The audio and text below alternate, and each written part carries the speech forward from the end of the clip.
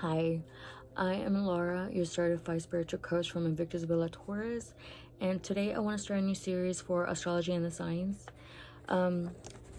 This video will be the first in a series that I will be making in order to explain each sign before I launch more series on the planets and houses.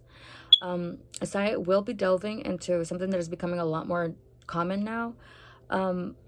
There's a lot that still believe that astrology is a cult and thus a belief system. Astrology is spirituality. It uses nature to make sense of the human being. You will understand as we advance in this series, so make sure that you subscribe to my YouTube channel, please, and hit that notifications icon so we can share the love. Before we do start, consider checking what planets you have in your natal chart, all of that. I do natal birth chart readings. If you want to, you can email me. I will put my email and my website on the description box below. I do also do tarot readings as part of some services that I offer. If you would like to donate, I also will put the links down in the box below. That would help all of us so I can bring more content and I can, show you more of the stuff that I'm going to talk about. I'm going to teach you. Anyways, it's important that I talk about what astrology format I follow. I prefer to use Vedic astrology for the simple math of it. Tropical astrology has shifted a whole sign forward since its point of reference it's the equinox, while Vedic uses the fixed constellations. With that in mind, I will be using Vedic in all of my videos, though I might reference some of the tropical planetary positions as well as I delve further into the planets. In this video, I will talk about the soul of each zodiac sign. To understand the soul of each zodiac sign, let's talk about the 3 houses that represent spirit. The houses are the 4th, which is ruled by Cancer, 8th, which is ruled by Scorpio, and the 12th, which is ruled by Pisces. First, we do have to understand that these houses are the water houses of the zodiac. Why water? Water is the nourishment, the main component of the human species. Think of the waters of consciousness. Cancer then is the mother. Think of the womb, breast milk, nurture, the home. Cancer is consciousness itself. Scorpio then connects. Think of the 2 in H2O, or the birth of a child through the birth canal, a process that is both painful and transforming. Pisces then is the water, the collective consciousness, the end, both the water and the fish, the child and the mother. That's why the Pisces also represents grandmother. Then to understand these signs even further, we must see their lords. And the 4 lords that rule the soul are Moon, Mars, Jupiter, and Ketu, because these are the main rulers of the houses. And Ketu was a Vedic astrology concept. It uses the lunar node. It's kind of like your north node, but in Vedic astrology, they call it the dragon's head, and Ketu is a dragon's tail. I will explain a little further in the video. Moon rules Cancer. The consciousness, the home, the space where all thought and ideas birth from. Without the moon's effect on Earth's gravity, life as we know it will not exist. Now Mars comes in, and it's the spark. Without fire, you have no drive to become that consciousness. It's the moment you awaken into this world, or the moment the egg is fertilized. It's the start of a new sequence. Action, for that reason. That's why Mars represents action. So then why Jupiter and Ketu? So Jupiter is ruled by 2 signs. Sag, a fire and masculine sign, while Pisces is a water, a feminine sign. Look at it this way. Pisces symbolizes the ocean or the waters of consciousness, right? While Sag represents the fires of the sage. Think of the torch of knowledge, like with the fire, the flame on it. And then being a sage, it's the wisdom that comes with experience, and experience being a key of Saturn, who rules time. And then you gotta remember, Capricorn also comes after Sagittarius in the sequence for that reason. In that way, Ketu also becomes a ruler of the spirit because the dragon's tail is ruled by Scorpio and Pisces in Vedic astrology. Scorpio symbolizes transformation, the only signs that has 3 stages. The scorpion, which is the lower vibration of Scorpio. Think of the ego, fear, the phoenix, which symbolizes the rebirthing process, transforming yourself from the ashes, and then the eagle, who becomes the shaman and rises above. And don't forget, it comes before Sag, who then becomes the guru. Wink, wink. Scorpio is also ruled by Mars, and without the pain of transformation or the birthing process, a process that is both the spark and the beginning, there would be no consciousness born anew from its waters. Pisces is also ruled by Ketu, which is the end and the culmination of the fates before it, aka the serpent's body. Now, with all of that in mind, we can move on and study the signs and their soul. You can use this to study your rising sign. I mean, which is the seat that you take. If you imagine the wheel of fate being a Ferris wheel, and the topmost point being your ascendant, from there you can gaze at all their other houses.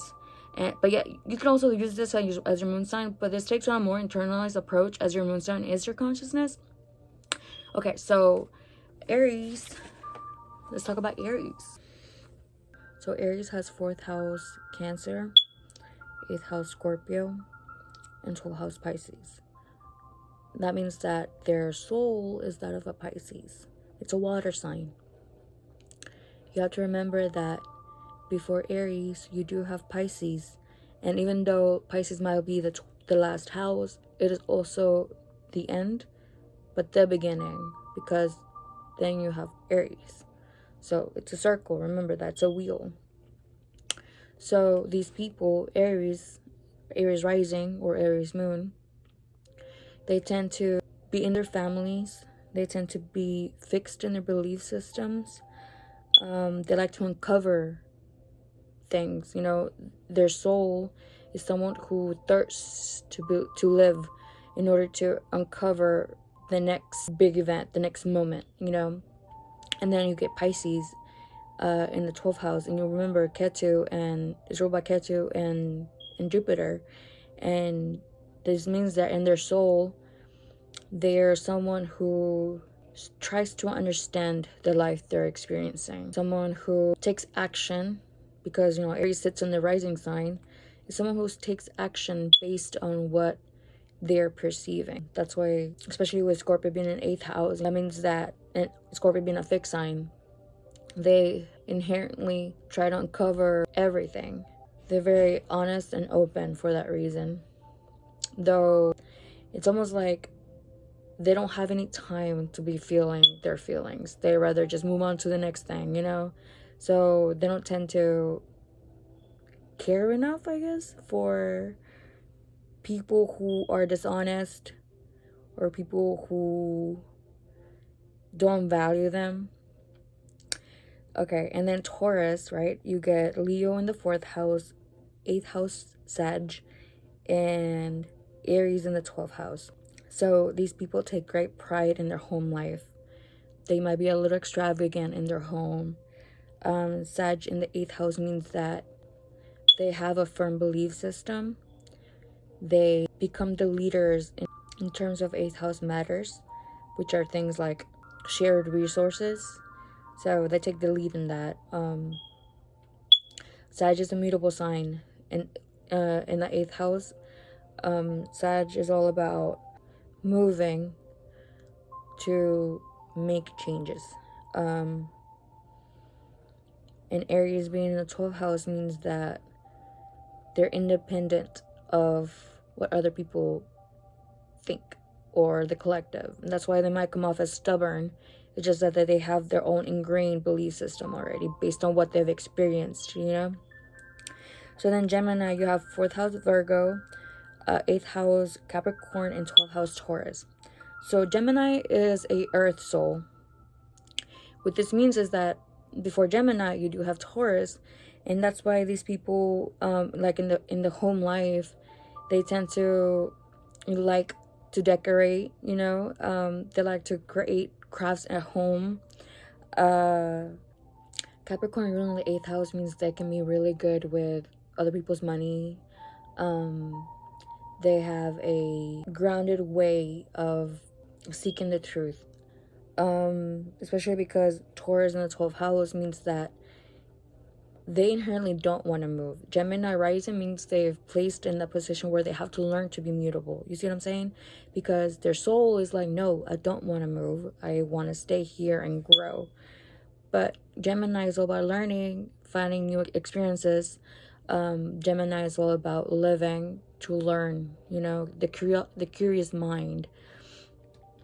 So then Cancer has 4th house Libra, 8th house Aquarius, and 12th house Gemini. And this concept is really funny to me, right?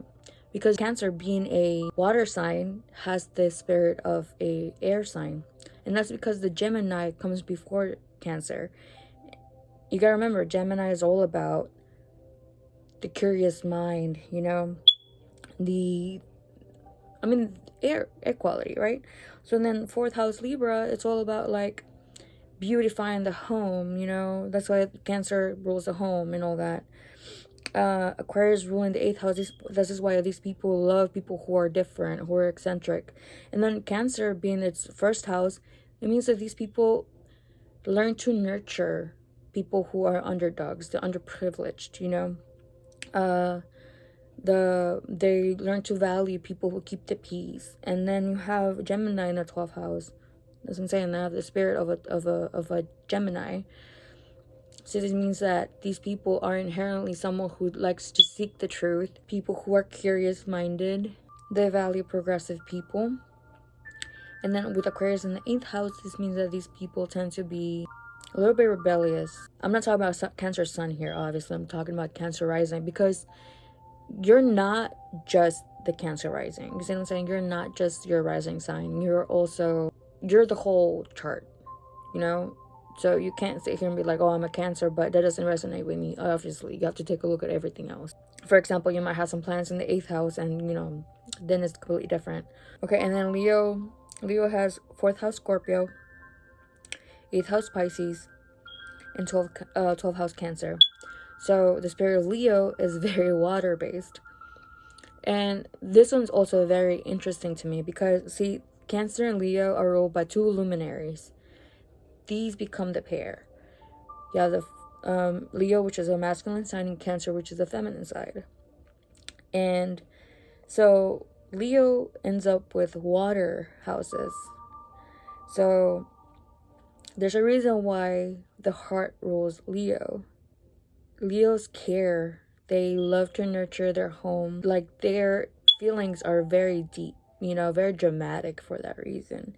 You have Pisces in the 8th house, so these people do also love to help the underdogs and people of like different walks of life, And then Cancer 12th house, so inherently these people care so much. Their feelings actually do overflow, and that's why they're so dramatic. You see what I'm saying? Virgo has 4th house Sag, 8th house Aries, and 12th house Leo. Virgo has a fire soul, and that's because Leo comes before Virgo. So then Virgo is a feminine side, Leo is a masculine sign. So I think you can start to see here a little bit of what I mean about like how these signs actually work together. Because then Virgo having a fire sign, this means that the things that drive them, like their soul, is very fire. So you have 4th house Sag, These people tend to be someone who had maybe a parent that was really into education or something like that, I mean, like I said, depending if you have other planets, they're influencing that. The family life, like if you're a Virgo rising, like your family life was maybe about traveling, about learning about other cultures and of that nature. And then you have 8th house Aries, and that's a part of you wants to be independent. You don't want nobody to take care of you. Or you want to help other people and take care of them, because then Leo is in the 12th house, and Leo is all about the heart. Virgo risers can tend to be self-sacrificing, because they want to care. They want to be loved for what they bring, for what they know, for what they do. Because Leo is all about drama and creativity as well, So then Libra, 4th house Capricorn, 8th house Taurus, and then 12th house Virgo. So Libra has a earth soul.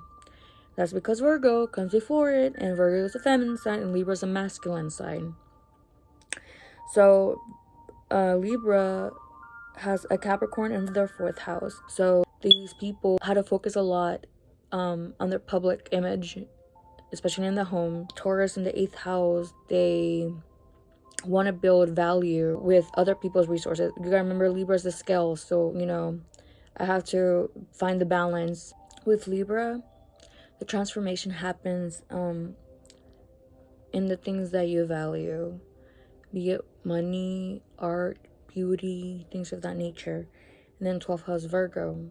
So Libras tend to be a little neurotic for that reason, because with Virgo in the 12th house, Virgo is the opposite sign of Pisces, and Virgo is all about the self-sacrifice. Remember, they want to be loved for what they contribute.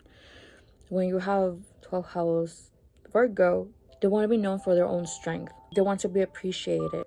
So then Scorpio, 4th house Aquarius, 8th house Gemini, and 12th house Libra. Scorpio, funny enough, has the spirit of Libra. That's because in the home, the transformation happens in things that are about communication, things that are about learning, like new information. So Gemini is a sign that is mutable. So that means that Scorpio is constantly going through these transformations, and Gemini is all about learning to be mutable. So that's why Scorpio ends up being a little intense here. Having 12th house Libra, Scorpios really just want to enjoy things. They just want to be left alone a lot of the times. I mean, Aquarius 4th house, So Scorpio having an air soul, that's pretty funny, because Scorpio has this rep for being like super intense. And then Sagittarius, you get 4th house Pisces, 8th house Cancer, and 12th house Scorpio. So this is also really funny to me. Sagittarius is a masculine sign, Scorpio feminine. So what ends up happening here is that 4th house Pisces people, they probably had, how do I say this? When you have a water soul like Sag, Scorpio comes before Sag, right? And after Scorpio becomes the shaman, they become the guru. So Sagittarius is all about taking all the experiences, all the pain, all the trauma, and then moving forward, learning from them, so you can teach other people how to deal with these things. 8th house Cancer, and Cancer is ruled by the moon. So these people, they're constantly like meeting with new information, new situations. There's a reason why Sag blazes through life, where they're, it's ruled by the centaur as well. Sometimes they say that Pisces is a grandmother, so maybe Sag was raised by a grandmother. They might have experienced loss within the family. So that's what I'm saying. Like, Sag, they act the way they do because they've experienced a lot. So then you get Capricorn, and you get 4th house Aries, 8th house Leo, and 12th house Sagittarius. Capricorn has a fire soul. Funny, right? Because Capricorn is all about earth and money and respect and, career and all that. So then with Aries in the 4th house, they tend to be the independent one in the family,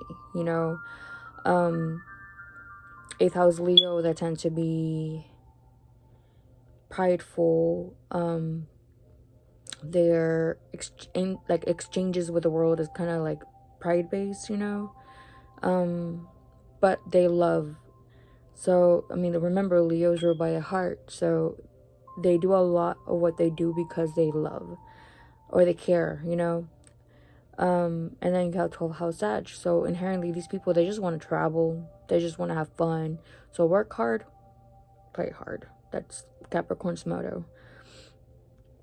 Aquarius then has 4th house Taurus, 8th house Virgo, and 12th house Capricorn. Now in Vedic astrology, Aquarius is actually ruled by Saturn as well, and Rahu, which is the dragon's head. Remember when I was talking about Ketu? So whenever you're in an earth sign, and Aquarius is an air sign, so masculine and then feminine soul. What this means, especially why I keep talking about it like this, I don't want you to skip through the signs or whatever, because I need you to take a look at what I'm saying, okay? Because when you have, like I said, a masculine sign like this and a feminine soul, that's the energy that you're bringing out, right? So if you have a feminine soul, Aquariuses tend to act based on the nourishment, on the the soft side. So Aquarius is also ruled by Saturn, though, and Saturn rules Capricorn in Aquarius. Remember, Saturn is time. Well, Aquarius represents the progressiveness, the rebelliousness. So then, doesn't say you get fourth house Taurus. They love to beautify their home. They love art. They love music. They love good food. Whereas eighth house Virgo, there are people who are capable of working in little details for the bigger picture. And then 12th house Capricorn, they respect tradition. They understand it. But as Aquarius rising, the whole point of you being Aquarius rising is that you're supposed to move forward and change things and be the change. And then you get Pisces. And Pisces has 4th house Gemini, 8th house Libra, and 12th house Aquarius. Pisces itself has an air soul. And to me, that's really funny. It makes me giggle a little bit when I really sit there and like contemplate on these energies, because Pisces having an air soul means that they're childlike in nature. This is why Pisces, even like it represents the older person, but as you get older, you also get younger. Like you retain that youthness of like, I live life, like I'm just here to explore and like see the wonders of life, So you get 4th house Gemini. So these people, Pisces, they tend to be people who had to go through a lot of changes in their home life. 8th house Libra means that they have to continuously find the balance. But you gotta remember, Libra has Virgo before it. So Libra, in the 8th house is all about grounding that 8th house energy, balancing it, like the scales. It's about the beauty of uncovering things because it's the 8th house, It's all about the beauty of the taboos and the ugly things. That's why Pisces are the way they are, because they're the artists of the zodiac. They see the ugly and they think it's beautiful. They see it. Aquarius 12th house. Aquarius is all about, in the 12th house, so about being progressive. Understand traditions, moving forward. So that's why Pisces act the way they do. So then Pisces completes the circle, and Pisces as a feminine sign, Aquarius being masculine, and then it will give birth again to Aries. So this is a good way to learn how to read your chart over and over and over again with like all the other energies. But this is only the spirit of the zodiac signs. The next one will be the value of the body, and this is going to use the 2nd, the 6th, and the 10th house. Well, I'm glad you guys sit here and listen to me. I hope to see you again. Don't forget to subscribe, hit the notification icon, add me in my social medias, email me, ask me questions. There's a lot more that goes into this, but I just wanted to keep it a little bit short. Because I will actually go back and do a video on all of these signs and explain even deeper, like all the things that I was just kind of covering right now. Thank you for being here. Thank you for listening to me. I love y'all. All the blessings in the world.